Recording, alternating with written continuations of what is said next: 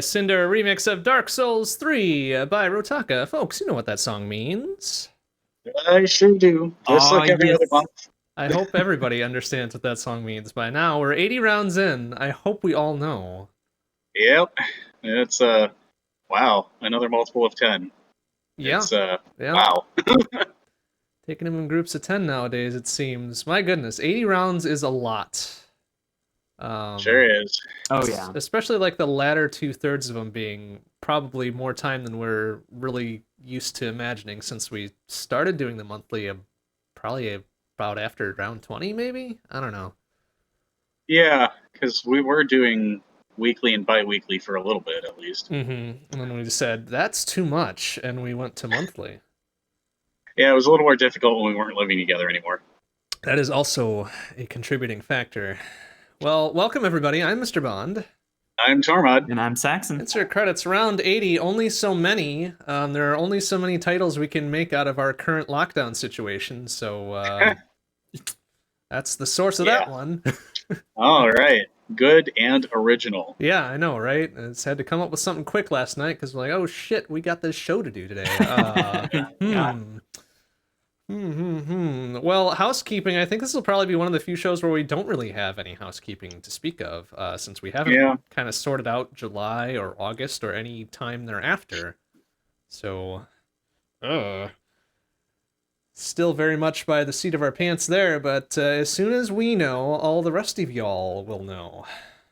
Yeah, I'm not really sure where I'm at in the time cube right now, so I'll just have to let you know. No, that's perfectly fine. We all know that big shit be going down in more than one way, so we'll just kind of put a pin in scheduling future shows and kind of take them as they come. Sounds good to me. That means we roll right along to Around the World with news and stuff. So, Bethesda recently released Doom Eternal to much fanfare. Then they also very recently released the first major update to it. Right.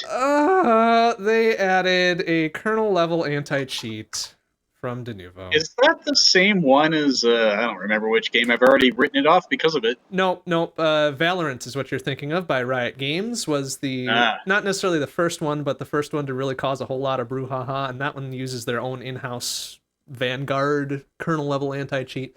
But Bethesda is using one from Denuvo, which Denuvo doesn't have a really good stellar track record of doing cool things, so Yeah. Yeah, I don't know. Like, I really want to play Doom Eternal. I liked Doom 2016. It was really fun and cool. I was looking forward to Eternal, but not while this shit's going on with it. Absolutely not. Yeah, pretty much. Yeah, it's just so invasive, and I just don't care to have any of that crap on my system. Yeah, it's ridiculous. There are plenty of opportunities to do anti-cheat without having full root access to the system. I don't know why they thought this was a good idea. I'm sure plenty of people will still play it. Plenty of people won't care. I care, so I won't be playing it. Yeah, it's a matter of principle. Yeah, and plenty of other games to play, so I'm not going to really lose sleep over not being able to play the new big shoot bang one, even though it looks really cool and fun. Yeah, so if you ever get through that entire list of itch.io games, yeah, we're going to have a problem. No, I will never, ever, despite some of them being very short. But we'll get to that one in a touch here. Everybody remembers G2A, right? I guess. Oh, Yeah. With not the most fondest of memories, I would hope, anyways. So a while back when they were getting shit on the reg for very good and righteous and just reasons, because they're a bunch of shady fucks, they offered to audit sales of reportedly stolen game keys that they funneled through their site.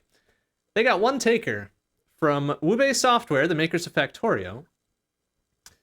So Wube Software and G2A worked together to audit stolen game keys and such.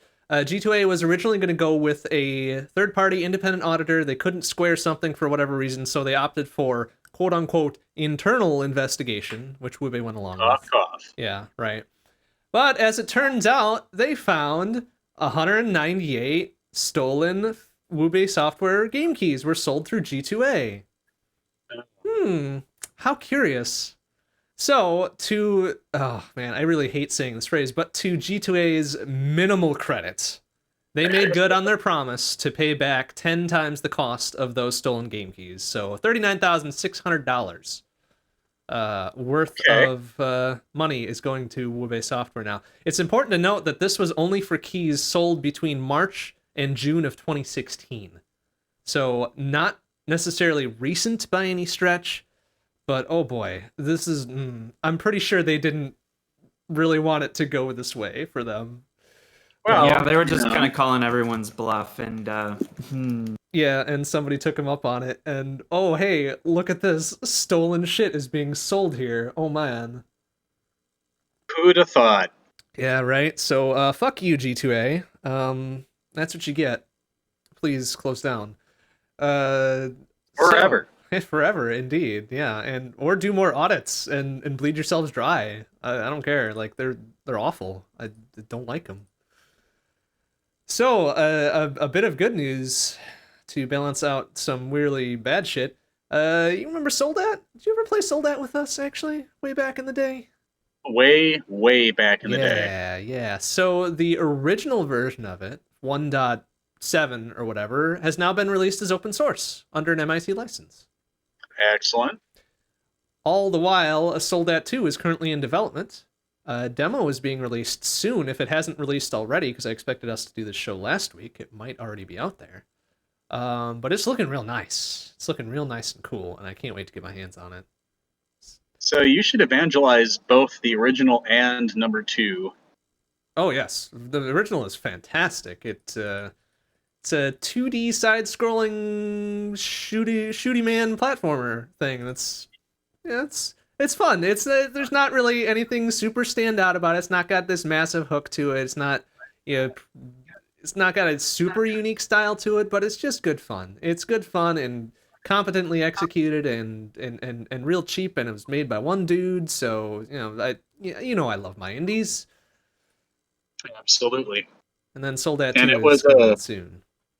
It was the shooty McShoot Bang game that I actually liked because I could follow what was going on. It's real simple. It wasn't very flashy. Didn't have a whole bunch of shit going on. You could pay attention to where your character was and what was happening otherwheres, and it got real fond memories of that game. And I really like it.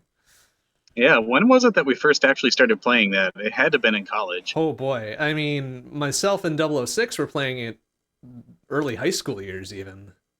Nice. I think originally it was released like 2001. Wow. Yeah, it was a pretty early game, and I didn't catch wind of it until a couple of years into it either. So, who knows? It might even be a super late '90s thing. Nice. Yeah, but number 2 is coming out at some point. Demo soon, if not already. So, hoping that is real cool and fun, just like the OG Soldat. very cool. So we've talked about NVIDIA's GeForce Now a whole bunch recently, haven't we? Yeah, it's a bunch of trash. Yeah, it seems like every month a new publisher or developer drops out.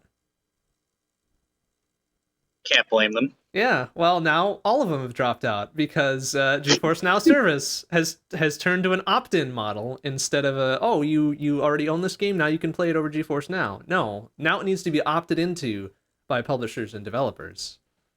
Well, that's probably the way it should have been from the get-go. Probably, I don't disagree.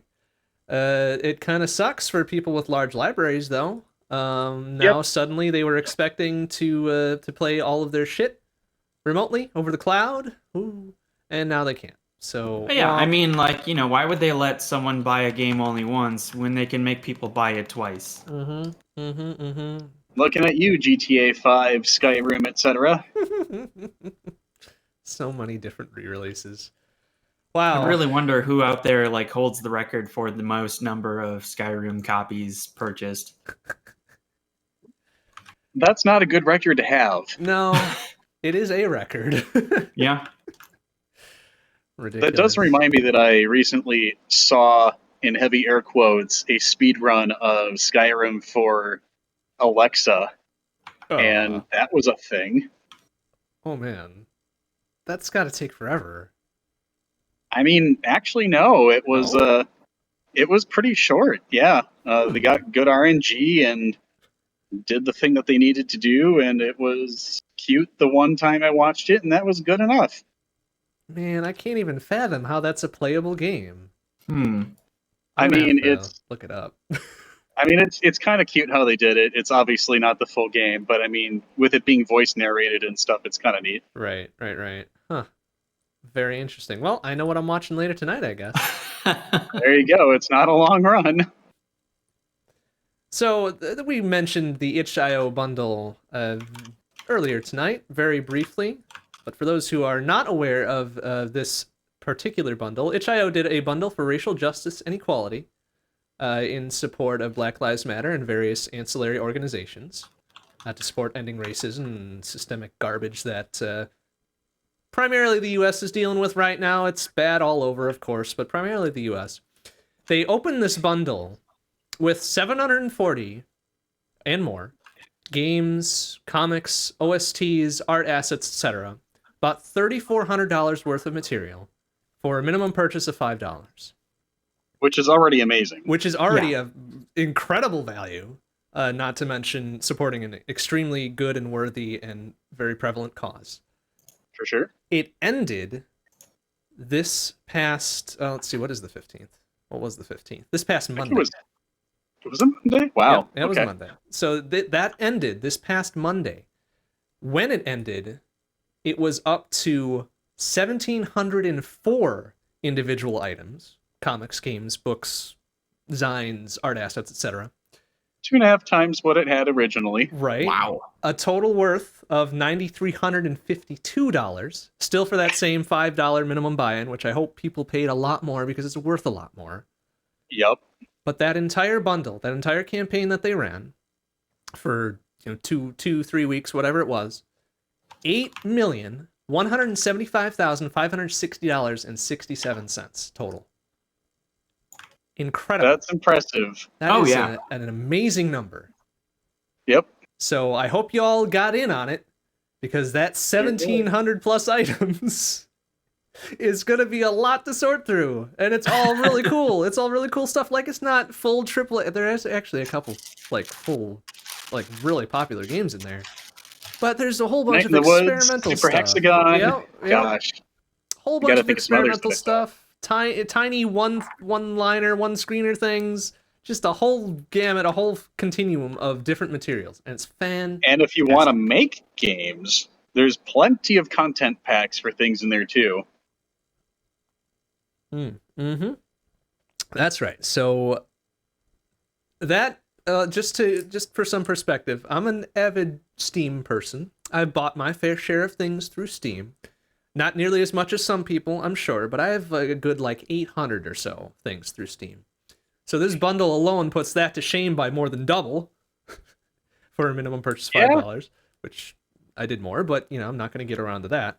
So, I had tripled my library of things with one purchase, which is incredible. Oh man, those numbers though. Those numbers. So when are we getting itch.io book club? I mean, that would suit a book club for a couple centuries, probably. Yeah, exactly. It's like free Twitch content for everybody. It really is. And I wouldn't doubt if the vast majority of those items in that bundle, if not all of them, are perfectly fine with doing that. With streaming and sharing. You'd have to make the rotation really fast, like weekly. Yeah, there's no way we could do monthly with that, because we would be at it forever and never be able to do anything else. Well, random.org is definitely your friend then. Oy. So anyways, that's what I got. Congratulations, itch.io, on the very good bundle. Glad to see so many people supporting a great cause. Warms my heart, what little of it is left. So, next. All right, I will go ahead. Do you want to start with good stuff, or do you want to start with hilarious stuff? Oh, those are both very good options. I'm glad that no shitty stuff made it into that list. Well... Oh... It's hilariously terrible. Okay. Or hilarable, if you will. Yeah, we've used that one before. All right, we'll start with some good stuff. Okay. So if you can think back to probably the late 90s at this point, Pokemon Snap was pretty popular and was definitely one of the big games on N64. Well, apparently, new Pokemon Snap was announced for Nintendo Switch this week. It doesn't have a release date set, and a lot of the stuff that they have in their footage isn't, this isn't going to be final game footage. This isn't actually used in the game. It's pre-rendered, etc. But everyone's real hype because Pokemon Snap has come up in people kind of making fun of the Pokemon company, being like, okay, well, they're, not giving us the national decks in the new games, and they're hiding things behind DLC, and they won't even give us what we want, because apparently there had been quite a following for Pokemon Snap for them to get something new out there, and all of a sudden this just dropped with no warning. And here it is, and it looks actually pretty cool, so yeah, I'm looking forward to that. Snap So was a lot of fun. Yeah, it was. It was something that a friend of mine from when I was growing up and myself, we went through and got all of the Pokemon, including all of the rare stuff, and it was pretty fun. It was one of the extremely few Nintendo 64 games I ever rented way back in the day. Honestly, yeah, that was our situation too. We ended up renting it from Family Video, and we just blew through the whole thing in 3 days before we had to give it back. So, speaking of other things for the Nintendo Switch, I had no clue that there were Zoids video games going back as far as GameCube, but I guess there are. And apparently there is another Zoids anime series I was completely unaware of called Zoids Wild, and it's very popular in Japan. So it already has one game out for the Switch, but apparently another game based on the Zoids Wild anime is due to release in Japan by the end of the year. And that's really exciting considering that anime series, like in general, just Zoids in general, propelled me into being online in high school and got me involved in learning how to script and eventually got me into IT. So it's kind of this weird meandering path and getting me to where I am now. But big fan of it. The art looks fantastic. I might be able to play it someday if they decide to take any of these to the United States, but it's not localized. It's Japan only, but it sure looks really cool. Jeez. Alrighty here. So, programmer people, why don't you educate the audience on what floating points are? Oh dear. Well, Saxxon, would you like to take that one? You probably have a better idea on it than I do, honestly. Sure. So, So let's say you want to hold a number in memory, right? And you only have so many bits to do it, in a way that the processor can kind of make sense of it. And let's say there's 32 and 64 bits. You only have so many bits, but you need to be able to hold like decimals and stuff like that. How do you do it in a way that you can use the bits most efficiently? Well, that's where floating point comes in. And it's called floating point because of like where the method that it uses to determine where that decimal point goes. And that's the general gist of it, really. You can kind of think of it as like exponential notation, but in binary form. So, floating point, very useful in some situations, and can cause some problems with rounding. And oh yeah. Yeah, so you love to see it when a 2.5 to 3 hour speed run gets 90 minutes knocked off because of a floating point error. Oh dear.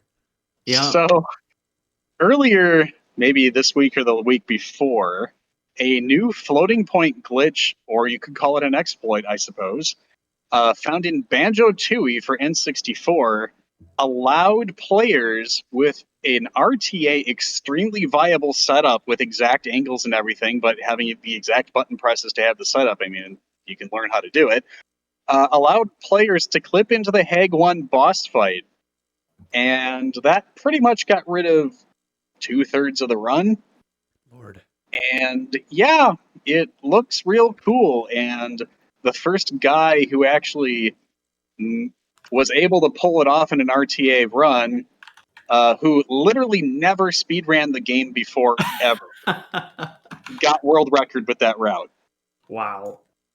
So, like, go ahead. This kind of stuff is really cool to find, but I also want to give a shout out to the folks who find RTA setups to make this stuff work. Because, like, theory and practice are two completely different things, especially when it comes to wild stuff like this in speedruns. Yeah.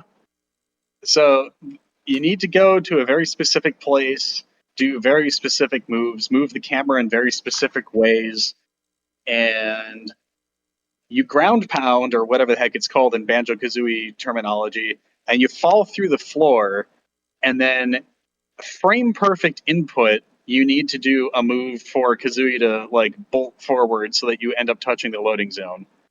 And it works, and the guy was able to do it 3 or 4 times on stream, and it was real fun.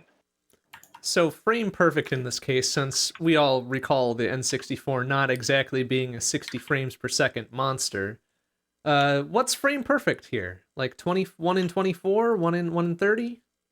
I'm actually not sure what that engine runs at. Let me see what it is, because now I'm curious. Banjo-Tooie frame rate. Survey says most of the time the frame rate hovers around 15 frames per second. It can jump up to 24 or 30 now and then. Sometimes it can go between 45 and 60 when you're in first person mode. Huh, interesting. So, yeah, apparently on the speedrun subreddit, it says that the frame rate hovers around 21 FPS. But yeah, this was extremely exciting. I ended up sitting through the entire video that this guy made because it was just really, really fascinating.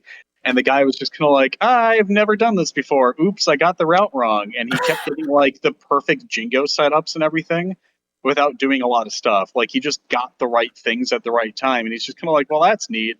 And chat's just losing their shit. Because they're just like making fun of him for making all of these like silly execution errors and stuff like that, and he's just rolling with it, and then he just gets world record, and everyone's just like, what the fuck? That is such a good way to reveal it, though. God. Yeah, no, it was pretty tight. Now, I guess you could call it tool assisted in a way, because he had markings on his overlay that he would toggle in on OBS and used his OBS preview to line things up with where you needed to move the camera. Mm-hmm. But apparently that was allowed because that record stood. So it was kind of neat seeing how he did all of the work to do this, because he found this way to do it. He knows the correct angles and everything, but he drew everything on his overlay so that he can actually get them correct. And that was really cool. So I would absolutely go check that out. Head over to speedrun.com and search for Banjo-Tooie. This affected multiple routes, any percent, and there's another any percent like category that I'm forgetting the name of. But it was an extremely fun watch. He ended up doing one run of both categories, and I think got world record in both. Wow. So, yup, that was pretty tight. It took him maybe 5 or 6 times to actually get it to work the first time, because he got the wrong frame when he fell through, or he kept getting the wrong angles and stuff like that. So you'd have to go back on the warp pad, come back in, do the setup again, that kind of thing. Mm-hmm. But no, it was extremely fun, and that I think is one of the best kinds of speedrunning news, because you just find this one thing and the community just collectively shits itself. So I mean, I don't imagine, like that being, I don't imagine that being considered, tool assisted. There's some runs where people tape like transparent overlays and stuff over their TV, or like, yeah. You have people who like stick rubber bands on, like the P2 controller or whatever. Just that kind of wild stuff. We're going to get into Ocarina of Time any percent again, aren't we? Boy. Well, I mean, I was talking about GoldenEye, but that's it's one of those. There's a weird controller scheme where you use rubber bands on the controllers. It's that that whole scene is just something else, man. Doom 64. I'm going to call that ingenuity. Yeah. I think Doom 64 has the same kind of thing where they reset the neutral position of the stick to go super fast. It's incredible. It's so All right. good. I mean, if it works, it works. Right? Yeah. I mean, you can double your forward speed just by resetting to due south and then pushing forward. It's so weird. It's really cool. Anyways, please proceed. Let's see. Yeah, more speedrunning news. Let's head over to Final Fantasy VII for PC. Not the remake, the PC release of the original game. So I know there was some news maybe about a year ago that people found a way so they could bypass the Seventh Heaven / Sector 7 stuff entirely just by walking past guards, clipping through a wall, and ending up in Wall Market. And, well, that's finally actually being used in a run. The reason people wouldn't choose to do that is you have to go through the tutorial inside of Sector 7 to unlock your materia menu. Okay. So without the ability to equip or de-equip materia, you're kind of limited to what you can do in the game. So you're left with, I think, Bolt and Ice and maybe Cure on Cloud and whatever people come equipped with when you meet them. So now what happens now? So they go into Seventh Heaven, or rather they don't go into Seventh Heaven, they go into Wall Market and they just kind of skip over that entirely. They also found a way, sorry, to backtrack a little, they found a way to frame perfect skip the cutscene where you name Cloud. So his name just becomes X-Soul-G because the R can't fit in. That's great. So that was pretty great too. But once you get into Wall Market, of course, we brought this up last time probably, but when you get into the naming screen for Eris, it suggests her default name of Eris, Aeris. When you don't have the opportunity to name the character, the game's internal name for her is Aerith, Aerith, which is now the accepted canon. So Now that's the always accepted fun. canon. Interesting. Well, as of the remake. Yeah. So, eventually you get out of Midgar and you do a specific amount of fights and you end up saving and quitting, loading a different save. You get into another encounter and it warps you into the debug room. Huh. You have to set up the save beforehand because that's a manual setup thing. Of course, you can probably just, download it and stick it in the save folder because FF7 PC is like super whatever. But once you're in the debug room, you go into one of the, I guess, NPC encounters, ? That you would have in there. And there's a battle that once you win it, you get like 999,999 XP and that much gil and all that other stuff. So they do that once, get up to level 70 something, and then use the debug room to trigger the cutscene for Safer Sephiroth and beat the game. So it's real funny because like you're doing all of this stuff, like these pre-made cutscenes and whatnot where people are walking around and stuff, but it's playing the wrong video in the background, so it's just silly. So yeah, no, that was a thing. I ended up watching that last night. It was pretty cool. I would absolutely no, that wasn't last night, it was during the day actually. But in any case, I'm sure that's gonna be improved upon. The run definitely had some execution things that could go better. But it's about to get into the sub 2 hour mark. I believe this runner's time was 2:03 something. But it definitely saved a considerable amount of time doing that. But it was real fun to watch. Okay. Sort of back on Sony stuff, maybe, because that game was originally for PlayStation 1. The PS5 hardware was revealed, and you can take your choice of it looking like an AT&T fiber gateway. It could look like a turret from Portal. It could look like a fancy toilet. I don't know. It's just Sony design language in that it's completely over the top. And then you look at whatever the next Xbox is that's coming out, and it's just an obelisk. Like, you can definitely tell that the two companies have their own design language. But yes, the PS5 hardware was revealed. They mentioned what was on the inside and their custom graphics and everything. So y'all can go look at that elsewhere. That's been in the news for a while, but the hardware's out there and people are just memeing on it all over the place. So the two big groupings of PS5 meme images I've seen are attaching various previous PlayStations together to add up to 5. So a stack of 5 PSXs, or 2 2s and a 1, or a 2 and a 3, or whatever. That's all well and good.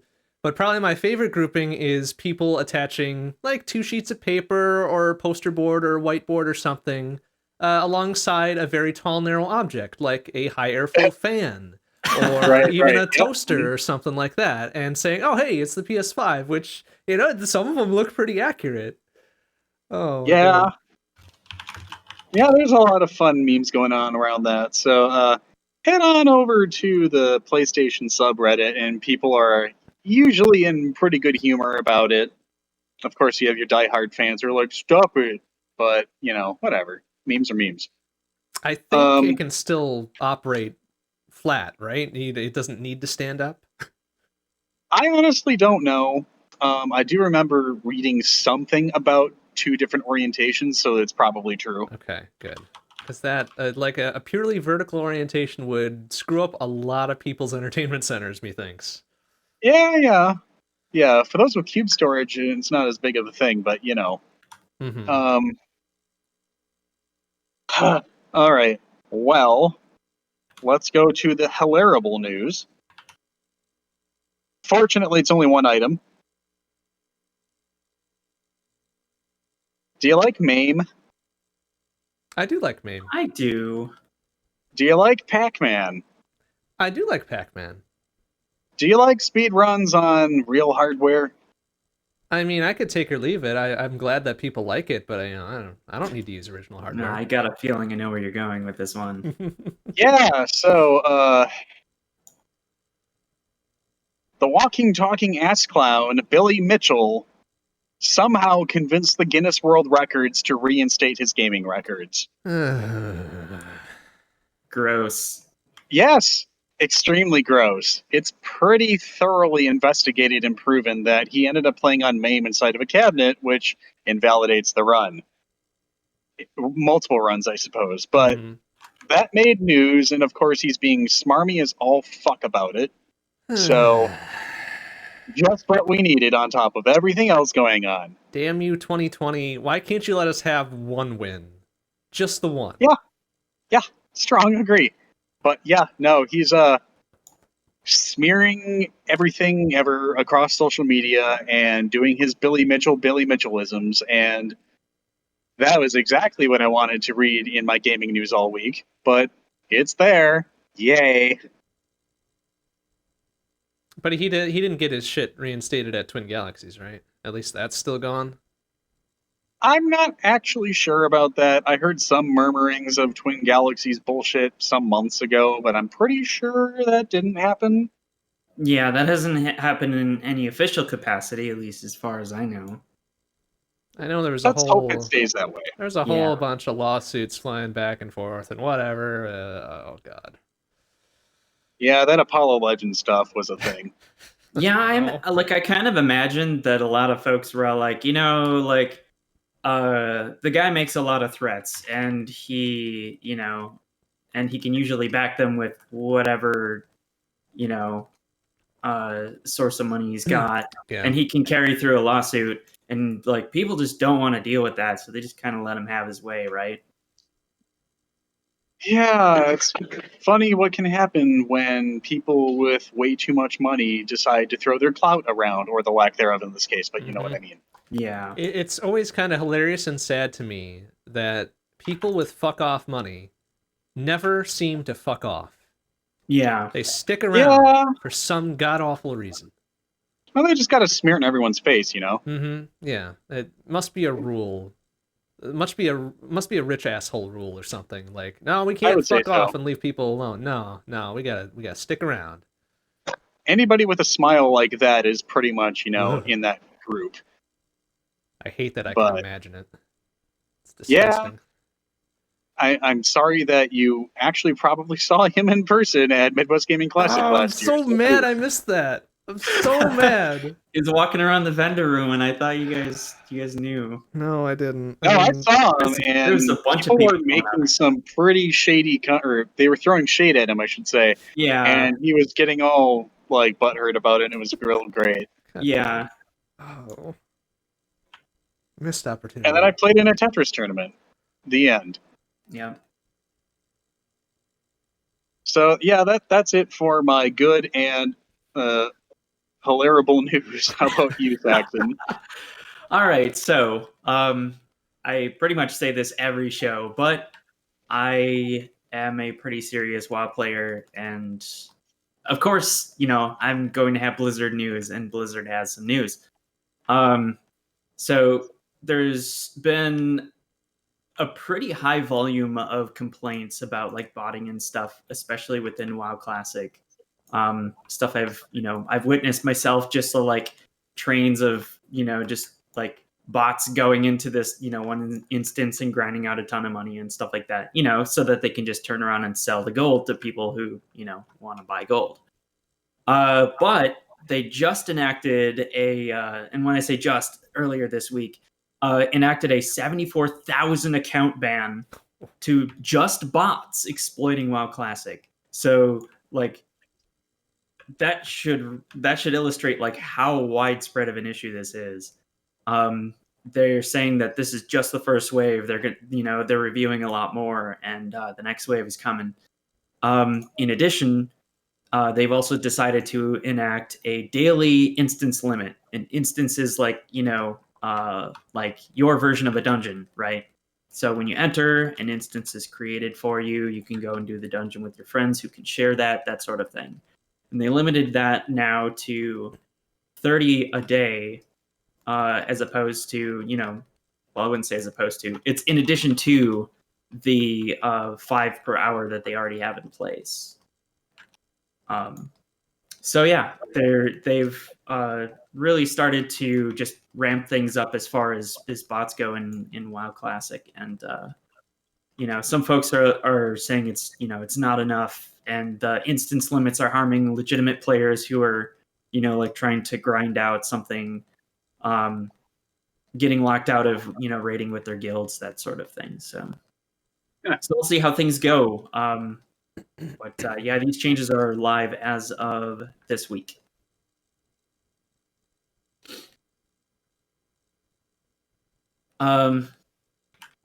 Yeah, so we brought up GeForce Now earlier in the show. I do have an additional item for that. Square Enix and NVIDIA work out a deal to bring their games back to GeForce Now. And in the coming week, they're going to bring back a catalog of, I want to say it's like over a dozen games. Yeah, so Square Enix games will be coming back, and that's stuff like Deus Ex and Tomb Raider and stuff like that. So Interesting. Well, they've already got Stadia beat. got them. Woof. So yeah, I imagine that NVIDIA has been working pretty hard to try and reach out and no, come back, kind of thing. Trying to get developers back on their side, or publishers rather, not so much developers, because developers couldn't give a shit. But darn, I was just about to lambaste Steve Ballmer at you.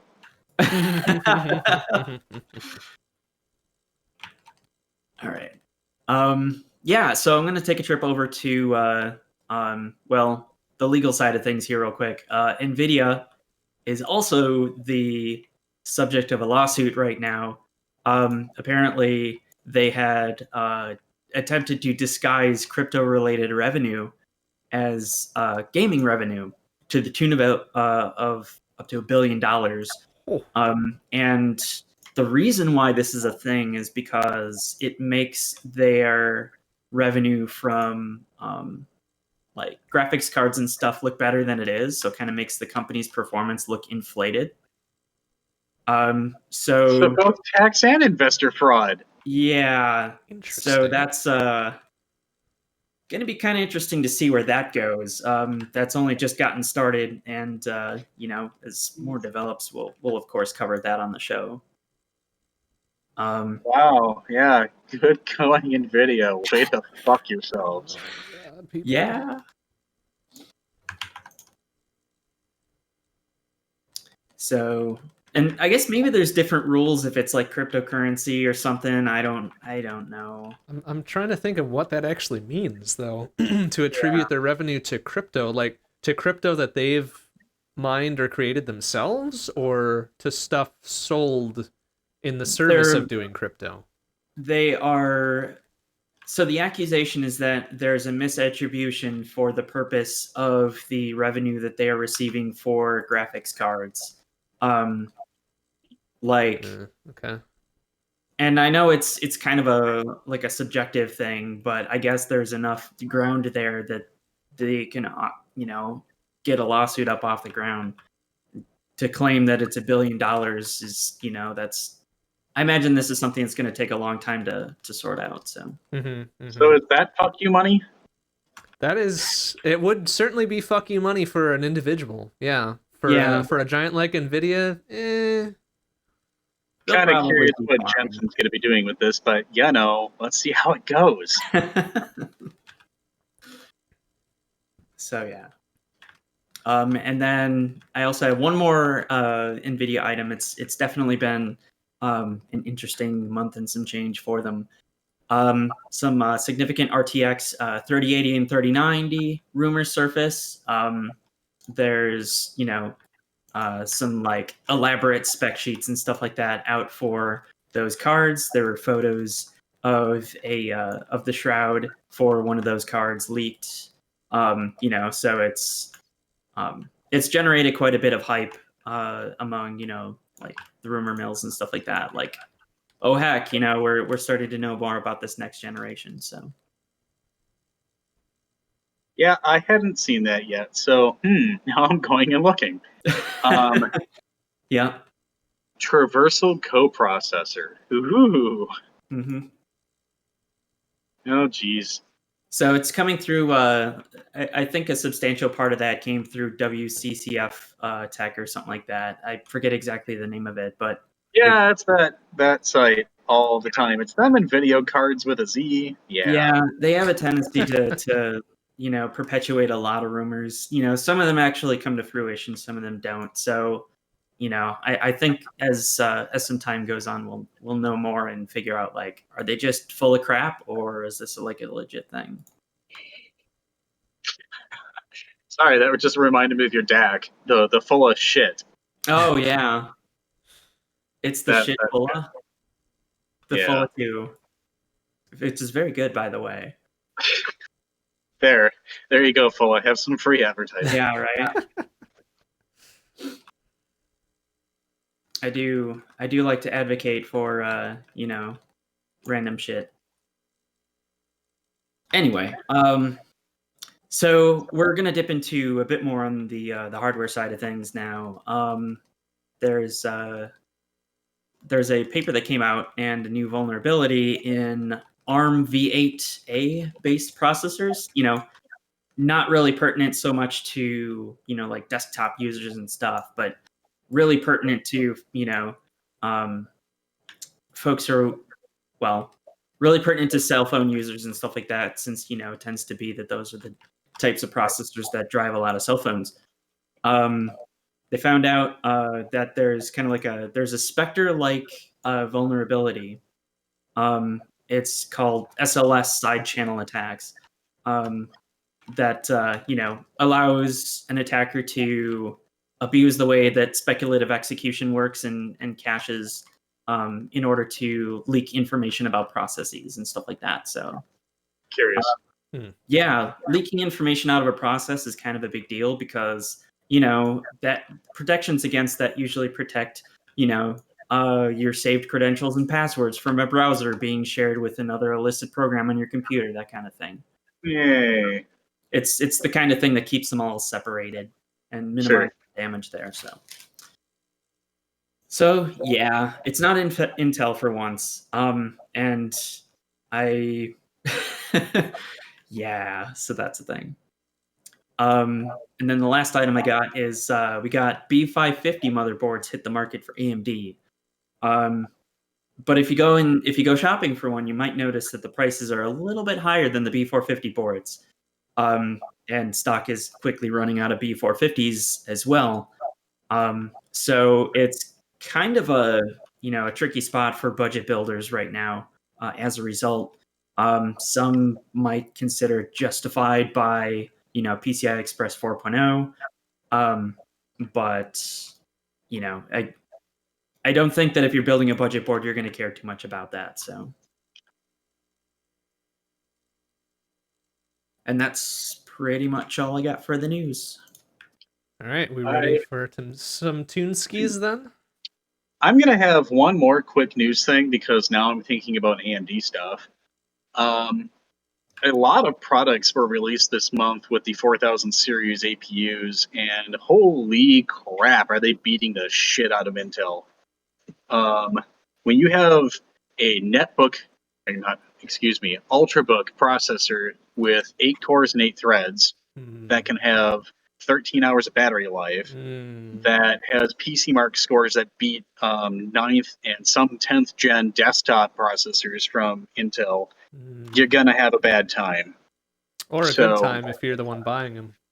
Well, yeah, exactly. Yeah. So, yeah, I have my eyes peeled for something that might replace my box. So, yeah, we'll see. Gosh, there were some reviews that came out, and I'm not sure if we covered this in the last show, if they came out since then, but like the 4800H Yes. is just like, it's a market that AMD typically and historically has not been able to break into very well, the mobile market, or like, low power device market kind of thing. But like, that processor is apparently benching incredibly well for for a mobile processor, and they are on fire with these generations. Well, also don't forget about the HS variants and the 4900 H and HS. And there's rumors of a 4950 coming out at some point, because why not? So, even with these going inside of gaming laptops and things like that, you're getting premium configurations from all sorts of OEMs. You have Dell, Lenovo, HP, Asus, Acer, well, I don't think MSI. I take that back. But you have a lot of the big name brands that are just buying into this and making not only the business class stuff, but also gaming class things too. Yeah. You've got Dell, who has an exclusive 5600 XT mobile chipset. I think it's exclusive. Obviously, you can be gaming with the Radeon APU part of things too, given that it's built in. These are also being paired with 1660 Ti's and 2060 Qs. I think there's a 2070 out there somewhere, or at least it's in talks. But yeah, there's a 2070 Max Q or something like that. Right. I'm talking about a laptop that actually ships with one of those in the Ryzen processor as well. Yeah. It's just, wow. Yeah, they managed to prove themselves. Zen 2 with the architecture in mobile is extremely tight. And, oh yeah, that's another thing real quick. Zen 3. With everything going on in the world with supply chains and COVID and everything else, there had been some rumors going around that it was going to be delayed until 2021. AMD has emphatically rebuked those rumors and saying, we're still on target for fall of 2020. Get ready. Damn. So it's still based on 7 nanometer, but yep, they are full steam ahead. And these are going to be drop-in replacements for anything that has microcode support for Zen 3, which that's been a big thing in the news too recently because of ROM sizes on BIOSes. Now they're going to allow board manufacturers of previous chipset versions, say the 470 or the B450, etc., to allow them to have support for the microcode for Zen 3 at the cost of removing support for Zen and Zen Plus, because there's just not enough room in the BIOS. So there's some of that going on where you can give the customers the opportunity to flash a specific BIOS that will give them Zen 3 support, but they caution against it because once you go in, you can't come back. Yeah, it's Of not course, they say that. reversible.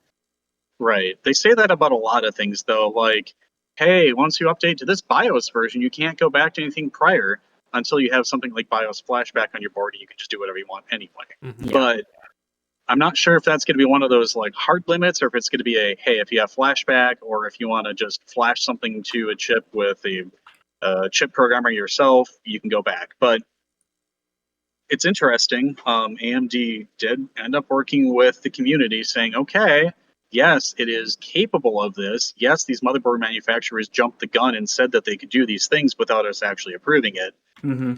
Here's the compromise. We're willing to give you the BIOS for all of these devices, but you're going to give something up in return.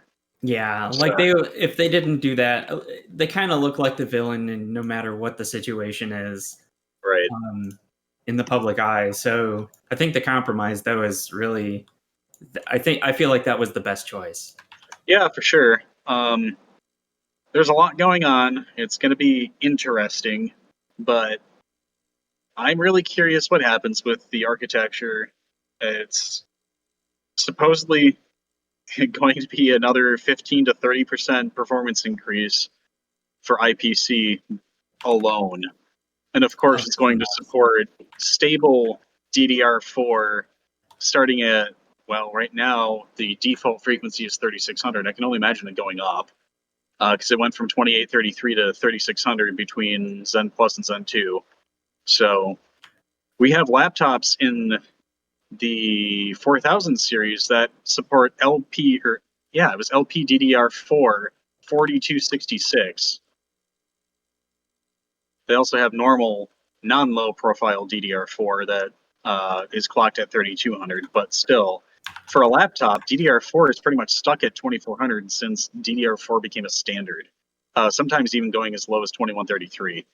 So increasing the memory frequency, IPC, lowering the latency between all of these CCXs and the ability to access RAM, yeah, it's absolutely influenced the mobile market.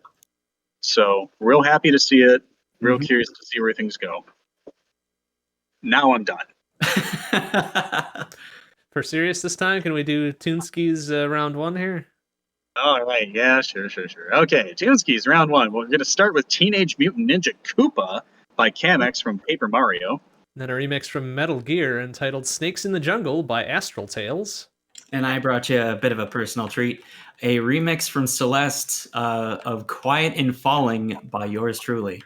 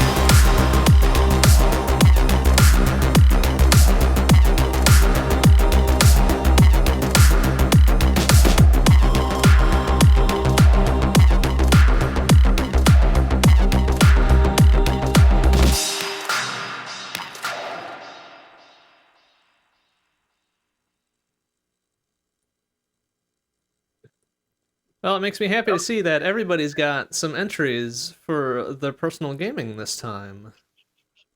Yeah, it's been a Yep. while. So who wishes to go first then? I've easily got the shortest list, so let's just do me first. All right, go. All right, so 2 nights ago, I ended up starting a PC save of Octopath Traveler. I wanted to show Vlad the game.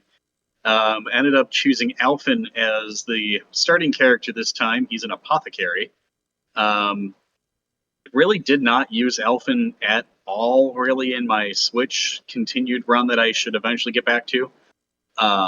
But good game, and I'm looking forward to getting more into it, maybe even later. Does Alphen So, have two sidekicks, Simon and Theodore? all All right, that's it for instant credits round 80. Yep. See you later, everybody. Nah. I'm not really sure where I want to go after this, so I'm probably just going to meander and see what I end up finding. So it'll be a good time.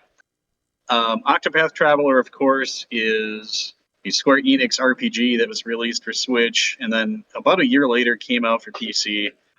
It is an interesting take on things, as you can choose to go through the game with between 1 to 4 characters. You can swap between those you find. There are 8 total playable characters given the name. It's got a lovely art style. It's pixel with rotoscoping going on and all sorts of cool stuff. The soundtrack is fantastic, so I highly recommend it. Beyond Octopath, I ended up briefly, we'll say maybe for a couple hours, playing a game called Super Animal Royale. We talked about it on stream in the past, and I finally played it myself.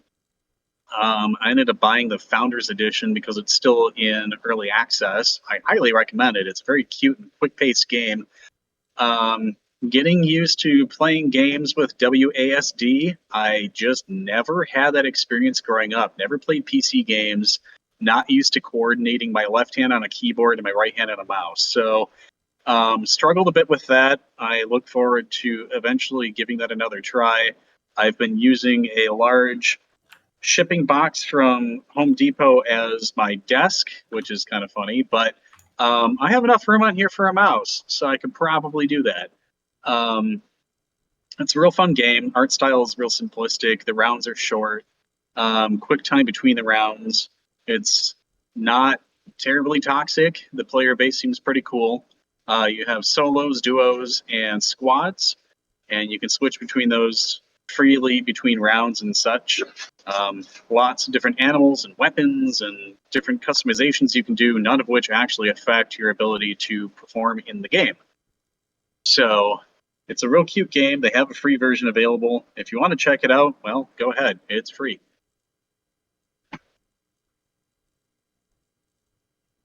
And that's the How about extent of it? What's that? That's the extent of your list there? That is. Okay, very good. Well, I will go next then. So the past, let's call it 7 weeks. No, sorry, 8. No, sorry, 9 weeks. I've been playing Crosscode, and I finally finished it up last week. It was cool. How'd it go? It was an excellent game. The final boss fight was superb. Very well paced. It made you feel nice and strong at the end. It was actually a lot easier to do than one of the kind of mid-level boss fights several hours prior that I got legit pissed at for a bit. There's a lot of good story twists and turns. There are a couple very emotional moments too, which I was not expecting. But it's a fantastic game overall, and I 100% recommend it to everybody. Even if you think you're not into like really heavily story-driven ARPGs. There's some content to it that I've not gotten around to. There's New Game Plus. There's a whole bunch of other side quests and stuff. I think they're even still adding stuff to it after the fact for like post-game content and stuff too. So really looking forward to continuing with that. I won't be continuing that on stream, obviously, since I've done, again, 9 weeks of it. So that's enough of that. It's time to move on. This past week, I started up with Full Metal Furies. It's a game from Cellar Door Games, who did Rogue Legacy, one of my more preferred procedurally gen action platformer games. This one is an action RPG top-down. You control a squad of 4 women combatants in a... How do I describe the setting? It's fantasy, but with modern elements. And it's sort of post-apocalyptic, but based on... Let's see if I know my pantheons correctly. Roman mythology, I believe it is. It's either Greek or Roman. I want to say Roman. So it's a very interesting story. I like it a lot. It's got fantastic writing, good dialogue. Gameplay is nice and tight. Very good mechanics, which I am super into. Just finished up with 1 week of that this past week, so I'm looking forward to more of that next week and possibly the week after. I'm not quite sure how long it's going to be, but I've enjoyed my time with it so far. On the Shmup Book Club side of things, we are still in the last little strains of our second quarter here with Guange and Gradius 5. Haven't really played either of those a whole bunch. Guange is interesting but very difficult to play, and Gradius 5 is, a Gradius game. It's fun, but I just haven't had a lot of motivation to play a whole bunch of it. Just kind of curious because, I don't know, to my very, very untrained ear, and I apologize to anybody if I'm totally off base, is Guange a Chinese game? It is a Japanese game. It is? Okay. It just looked like Chinese to me. Okay. It's based in feudal Japan. I'm not sure what the mythology is behind it. I'm almost certain it's based on actual mythology because a lot of the kind of feudal Japan-based ones do have some sort of basis in them. Sure. It's really kind of weird. It's a shmup, but it's sort of twin sticky at the same time. Okay. Where you can control your movement and a little bit of your aiming direction separately. I don't know. And the scoring mechanics behind it they're not completely off the wall, but it's hard enough for under or less experienced people like most of us on the club are to kind of wrap our heads around it and play it effectively without having to go totally galaxy brain and 100% concentration on it. Sure. Which is unfortunate because we had a lot of fun with it the first few weeks, and everybody's just kind of like, nah, we're kind of done with it already. Oh, okay. But it's cool. It's got a really neat style. The feudal Japan setting is fantastic and cool. And we've got all sorts of very colorful nicknames for enemies and bosses as the club always kind of comes up with. So that's a lot of fun. So our shmup for June now is did I even write that one down? Oh, I did. Yeah. Okay. Earth Defense Force, the OG Earth Defense Force, back when it was a shmup. The arcade version this time. We had previously done Super EDF for SNES. Oh man, must have been a year and a half ago now. But now the arcade version made it in. And it's got some jankiness to it. Everybody complains, myself included, about the inconsistency of the scoring. Because you're supposed to get a certain amount of points as a bonus if you destroy an entire formation of enemies. There are certain formations that are seemingly random, whether or not you get that bonus, despite having destroyed all the enemies in it. And we cannot, for the life of anybody, like a good half dozen of us, cannot figure out what the hell is going on with those formations. Time to reverse engineer it. Yeah, we've been doing science, we've been tossing hypotheses back and forth, and eventually it just devolves into incoherent swearing because nobody can fucking figure it out. I mean, that does sound like EI's group, yeah. Yeah, that's all of us at some point with that game, because it's just like, oh yeah, I think it's this. No, it's not that. We just proved it wasn't that. Okay, well, how about this? Nope, it just did the opposite. I'm like, so lame.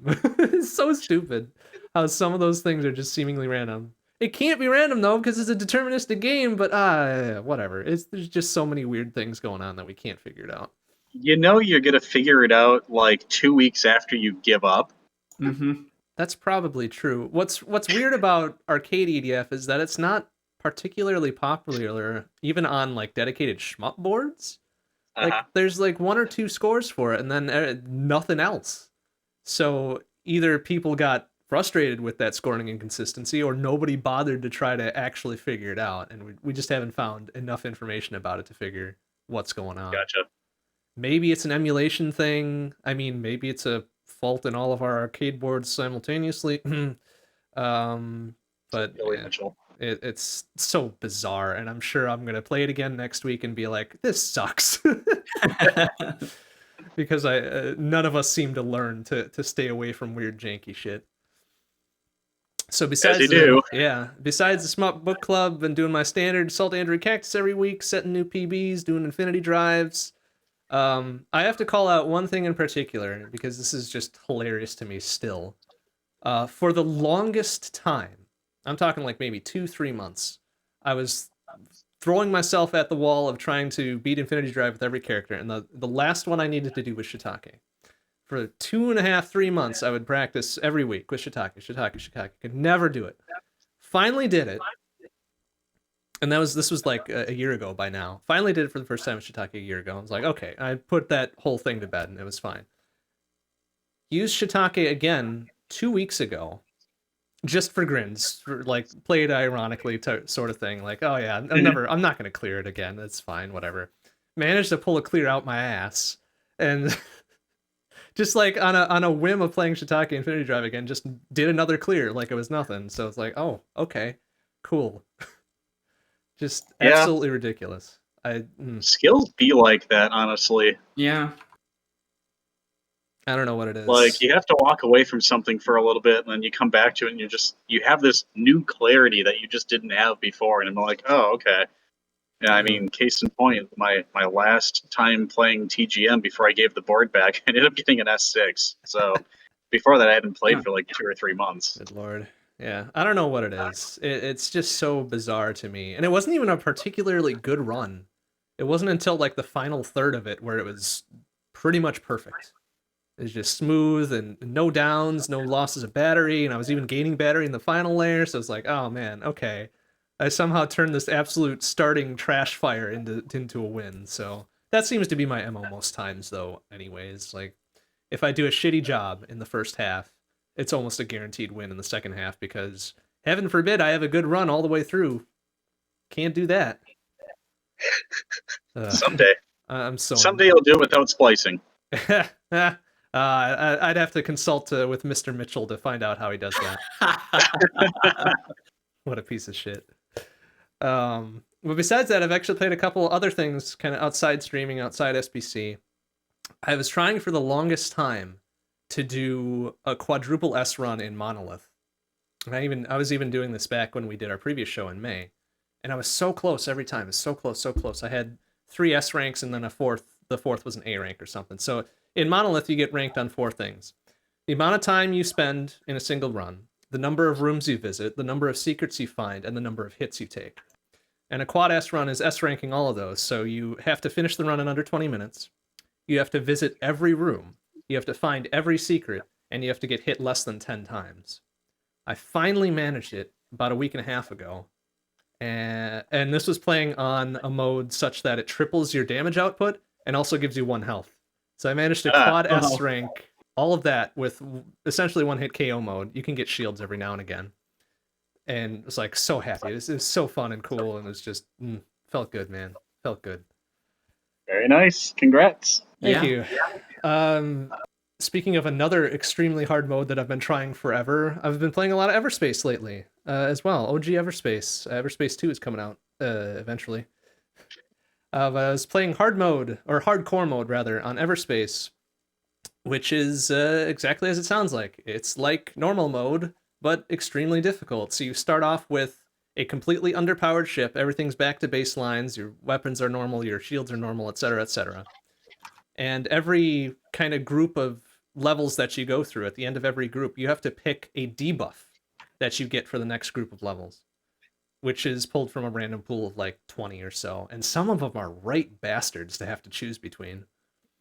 So I finally finished a run on that. It took me like 3.5 hours. I had to be super careful because in a normal run, you can kind of build yourself up in kind of standard roguelite style where you can upgrade yourself permanently between runs and stuff.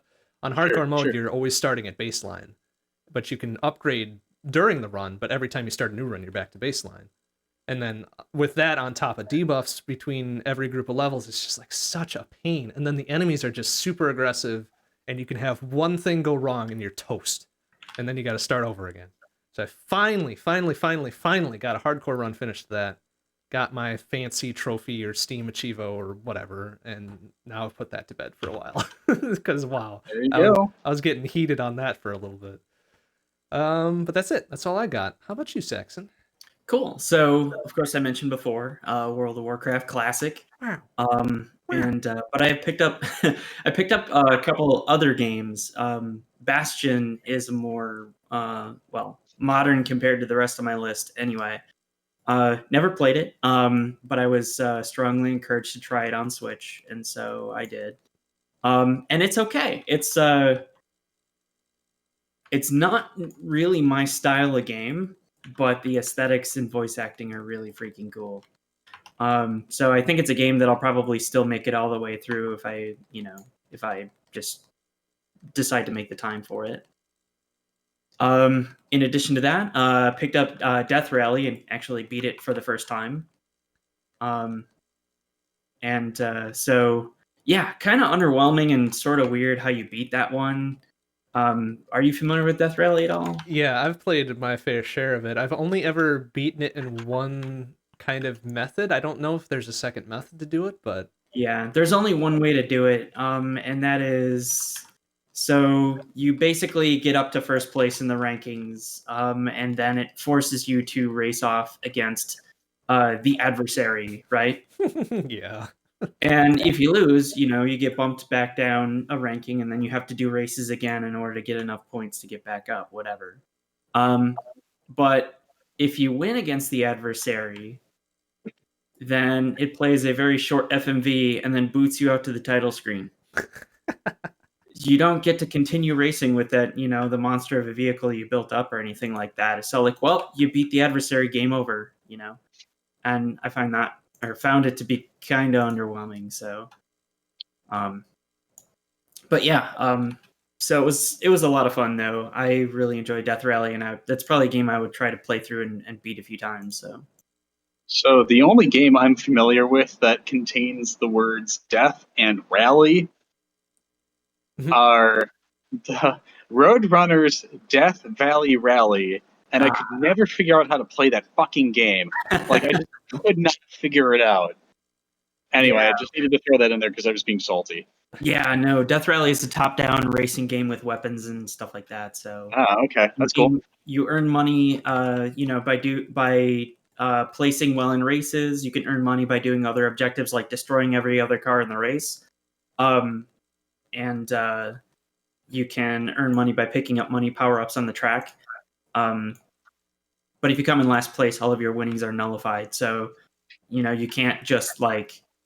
It's kind of a risk to do the other objectives sometimes. Gotcha.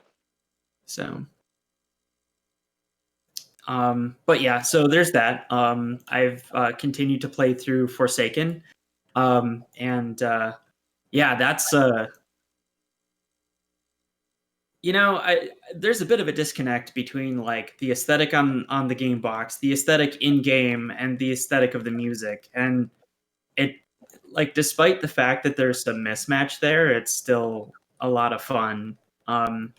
And definitely in the same tier as Descent as far as, Sixth Off goes. So now the OG Forsaken you're talking about, right? Not Forsaken Yes. Remastered? Like, I went on eBay a while ago and purchased the Forsaken CD and installed it on my Windows 98 box. Okay. Nice. So, but yeah, so that's been fun. I got the CD music working too, which it really makes the game as kind of, it sounds kind of, it's very 90s. Yeah. Yeah. We'll go with that. Very of that 90s era. techno. Yeah. Also been playing a bit of Transport Tycoon Deluxe, which is a game that has at periods in my life, sucked away days and weeks at a time because, it's so easy to get just distracted in that game. There was a time where I ended up picking up the game, after I got home from work, and I ended up playing it until I had to go back into work the next day. Just definitely watch the time when you're playing something like that. Let's see. And then finally, I've continued on Celeste.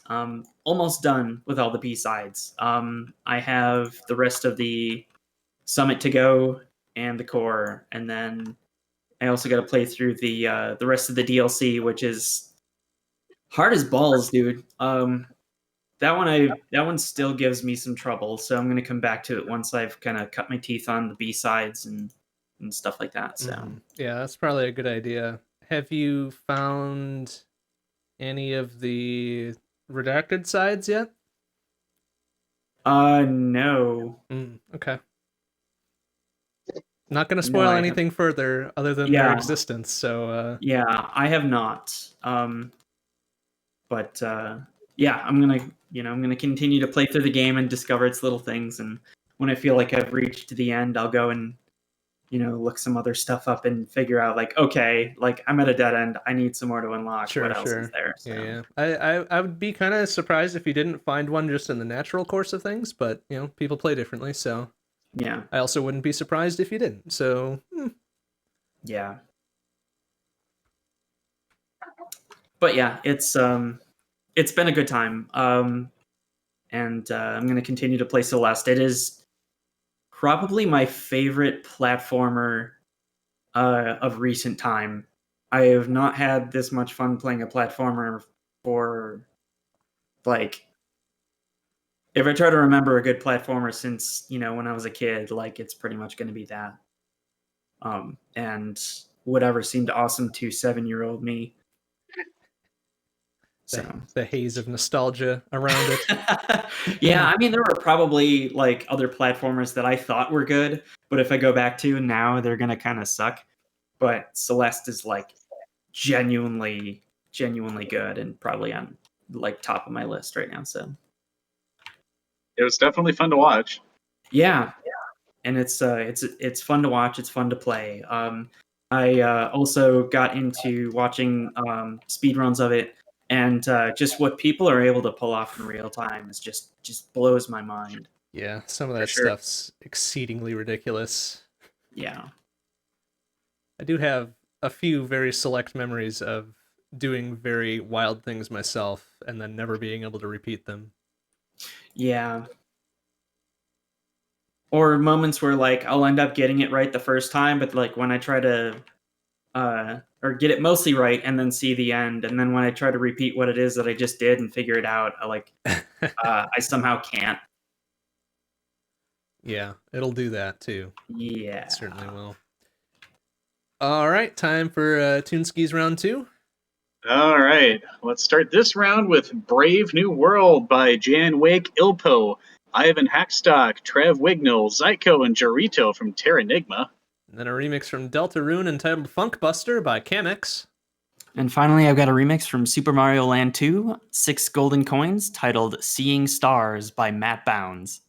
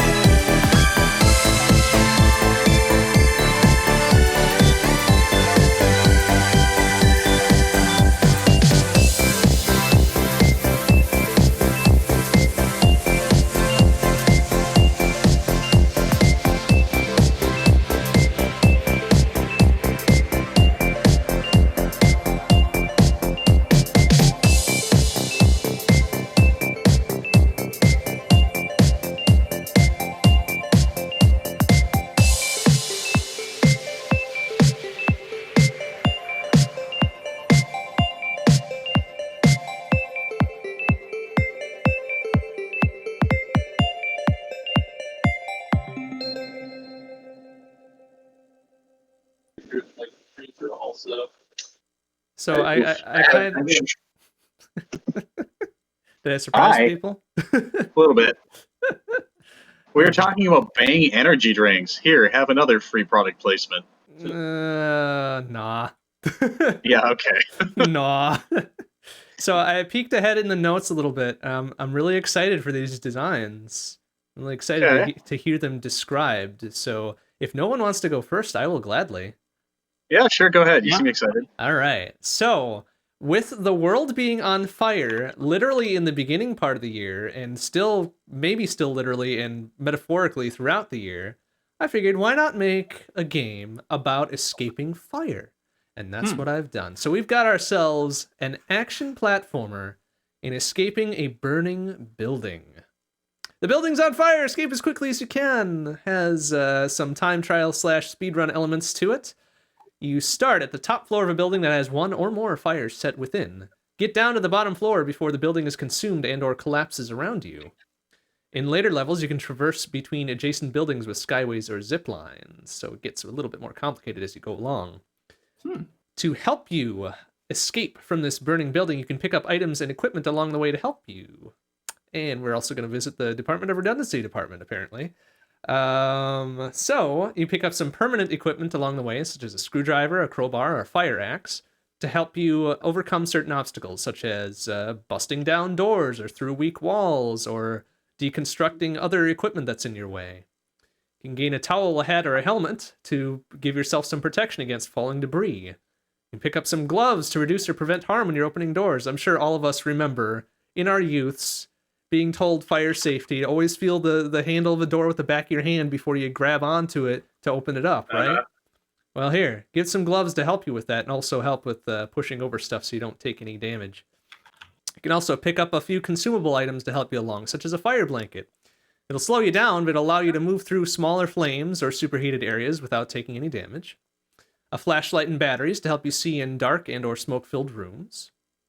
A respirator, which will help you move through smoky areas unharmed, and a fire extinguisher to put out small flames or reduce large ones so you can get by a little bit more easily. You can also use the building structure to your advantage. Fire doors, close them as you go through to slow down the spread of flames that are behind you. If you're in an office building, you can tip over nearby water coolers to weaken or douse nearby flames. You can use sinks or bathrooms to wet your clothes to increase your protection. Elevators are only there for an aesthetic purpose. Never, ever use an elevator in a fire. That's like rule number 1 they always tell you about fire safety. There's the 90s PSA. Right? Right? They will give you a little scare as you walk by, though. You'll see the elevator car kind of just drop down and be like, oh shit. A little horror element to that. Cubicles and weak walls can be busted through with, say, a crowbar or a fire axe, or other correct equipment. Weak floors and ceilings, don't fall through them or get caught by rubble. And, you get your sprinkler system that you can activate to help you out through if it doesn't activate on its own, because, who knows how often they test these things in these weird buildings that are always mysteriously being set on fire for some reason. And that's what I got. Just a very basic escape the building before things happen. So you basically took the Karnak Castle escape from Final Fantasy V and made it a game. That sounds about right, yeah. Which admittedly was really fun, and I think this is a fantastic idea, especially if it's different every time you play. Mm-hmm. That's the idea. All right, sorry, cool. I forgot to throw in the buzzwords. Procedurally generated. I was going to wait for you to say that one. Leaderboards, dailies, etc., etc. You can have plandomizers, and you could very well have. You could have a stage editor if you so chose to make super hard levels to share with your friends. There you go. All right, but that's it for me. Who's next? Okay, just one sec. Like, the slogan for that game is probably "Don't die in a fire." So. Okay, yeah, that's pretty accurate. Please don't die in a fire. There you go. I'll go next. So, I wanted to do something because of course, things that I had been reading in the news and stuff lately as to, like, how could you make a game for someone who lost their sight? And Obviously, the title is something that needs to be reworked, so I called it Blind Corner, but it has to do with driving, so the pun was there. It's racing genre, it's a single-player game, but it's sort of single-player and sort of not. So you have one person driving and you have spectators who absolutely can tell you things, but it's up to them, or you, or whatever you agree on.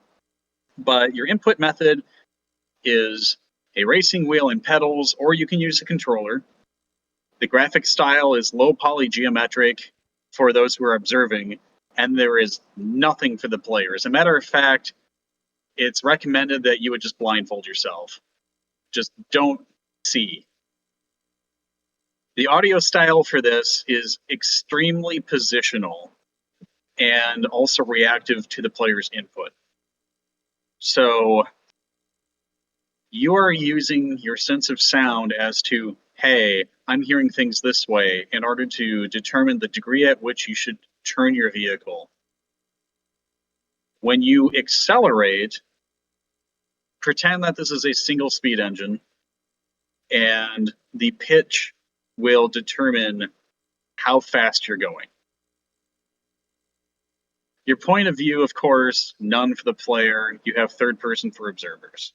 The story here is that a blind racer with synesthesia decides to compete for the title of most technically adept driver and hones their perception by hearing to a profound level. The hook of this is, of course, there are no visuals for the player, and everything is done by highly spatial and reactive sound. Only those observing can actually see the route which the player takes and how close they come to total destruction. There is no inventory. You drive. Mechanics for this, of course, the spatial audio will cue the player which direction to turn, and its intensity will communicate the severity of the angle change. Engine RPM, of course, as mentioned, single speed motor, and its pitch will communicate the rate at which the player's vehicle is traveling. So, of course, the objective then would be to use only audio cues to drive and cross the finish line as quickly as possible. So, much like we already brought up with Adam's game, ProcGen, of course, you're going to have different tracks every time you play, unless you decide to go through predetermined levels that, you can have a racing cup and be able to speed run those. But I think the most interesting part of the game, after acclimating to it, would of course be playing random tracks. So you can make this a multiplayer game in that you can have a spotter and they would be able to give you hints. Those who are viewing with the low poly display that, treat it like any old arcade racing game, honestly, but it would give them a heads up in advance, much like an arcade racing game, when a turn was about to happen. You'd have your blinking arrows on the screen and things like that. So if someone were to choose to turn it into a multiplayer or even a party game, they could. Playing it solo is, of course, a greater challenge, but I really think this could be an interesting idea, and I don't think it would be terribly difficult to implement. So this kind of third-party observer type stuff is thrown off real good shades of Keep Talking Nobody Explodes too. Yeah, absolutely. Like these very disparate roles of, in Nobody Explodes, all players, but I guess in this aspect, though, the observers are also players in a sense. Sure. I mean, you can also expand the multiplayer aspect if you wanted to be able to do things like pit stops and whatnot too, if needed. But I mean, that would only obviously be available in something that were explicitly multiplayer. Excuse me. So, yeah, that's what I came up with this month. Very cool. Right on. All right. Well, I suppose it's down to my game design then. So yeah, I came up with what I would call a delayed action platformer. The main mechanic is that your inputs are delayed by a fixed amount of time. there's a latency there. It's a known latency, but like as with any kind of latency, even if you know it's there, you can still kind of compensate, but it still like can interfere, especially if there's anything to do with reflexes and stuff like that. And so your goal is to make it through to the end of each stage. You avoid obstacles and enemies and such that'll attempt to thwart you. You'll be able to jump and just kind of progress through the stages. For each stage, there's going to be like different abilities that are like selectively enabled. So like in one stage, you might have a dash mechanic, and for another stage, you might have double or triple jump. One stage might even forbid jumps entirely, and you have to use the physics of the stage in order to be able to progress through.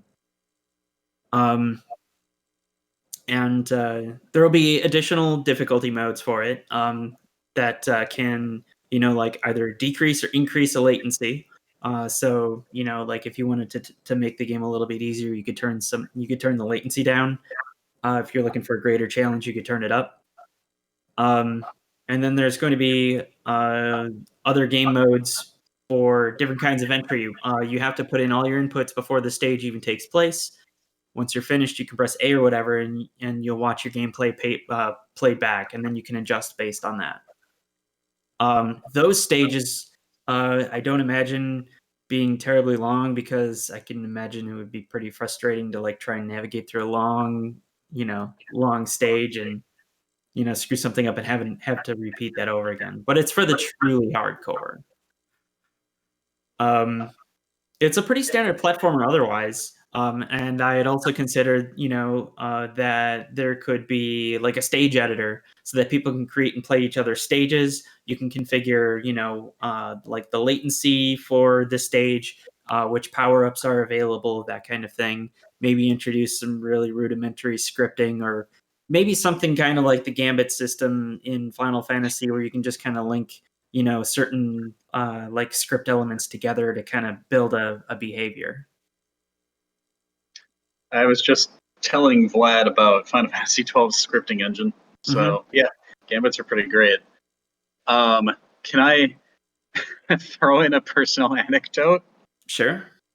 So, every time the topic of input lag or latency comes up, I have this one extremely strong memory of being at St. Norbert College in the Abbey, so it wasn't on campus itself, and they had the console for a pipe organ sitting in the center of, I guess you can call it the pulpit, whatever it would be in Catholic parlance. And all of the inputs from that console for the organ would need to flow to the back of that sanctuary, and then it would go into the pipes. So you had your generator for actually pushing the wind through the various, I don't know, whatever the mechanisms are for connecting notes to wind, I suppose. And because of the distance, it took 3.5 seconds for a note to be heard. Wow. So yeah, that's pretty typical. We had a concert there, and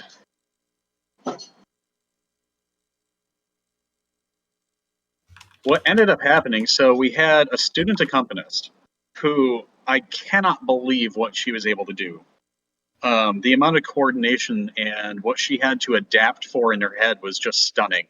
So she was playing on this organ when typically she'd only been playing piano. But she was playing on this organ, and there was this 3.5 second delay. So she had to think of what she was playing as she was playing it, and not letting what she was hearing influence what she was playing. Mm-hmm. And on top of that, she had to deal with a choir singing to it in the background. Oof. And that demands a level of awareness that I cannot muster. And I think every time someone kind of chortles to themselves that, oh, I'm playing an NES on an LCD and I've got 3 frames of lag and all this other stuff, and I'm thinking, yeah, that's a thing you have to adapt to. And there's plenty of people who play retro consoles on not CRTs, and they just get used to it because that's what they do. But 3.5 seconds is an eternity when you are used to hearing instant feedback on an instrument. Oh, And yeah. I can't just not think of this every time that input delay comes up. I just wanted to share that story. I probably already shared it once, but there you go. Yeah, that's so it kind of sounds like I need to if I ever make this, I need to get in touch with people who play the instrument to be beta testers, because they're already going to be going into it with that kind of skill. I mean, yeah, to a degree it's related. Yeah. You are anticipating things a given amount of time in advance, and once you can internalize what that delay period is, then yeah, absolutely. My recommendation for increasing the difficulty on this, not that it needs it, is to also try to find yourself an early gen plasma screen to play this on. Woof. Plasma percent. Yeah, so you can you got the configured input delay or visual latency or whatever of the stage, and then you've got the extra stuff from the plasma. Why not? I mean, that might actually be something you could configure. Like, you would go in and configure your display latency so that it would be like, so that it knows how much to compensate. But if it says 200 milliseconds latency, like, it'll account for all of those other variables and it'll actually be 200 milliseconds. Right. Yeah, that's pretty cool, actually. A fairly standard rhythm game configuration between audio and video latency or whatever, and then add whatever the stage configuration is on top of that. Or subtract. Actually, that sounds really cool. But yeah, that's all I got for that idea. I mean, it's effectively just a mechanic. There's not like a particular plot or aesthetic built around it. And really, I think it's, it's general enough where you could build any kind of game on top of that. Cool. I love it. I'm glad I wasn't disappointed in looking ahead then, because, oh boy, that was a good set of stuff there. All right, we've come to the end of Insert Credits Round 80. Any other further things we need to make known? Obviously, we can't give a date for next time because we don't have it, but we'll communicate that as soon as we know. Whether that's actually in July or later than that, we're not sure. We'll just kind of deal with that as it arises. Seems legit. All right, very good. Well, thank you very much for joining us, everybody. I'm MrBond. I'm Tormod. And I'm Saxxon. I'll leave you with our typical closing track, a remix from Mario Kart Wii entitled Wind in Your Hair by Overclocked University. Good night, everybody. Ciao. Adios.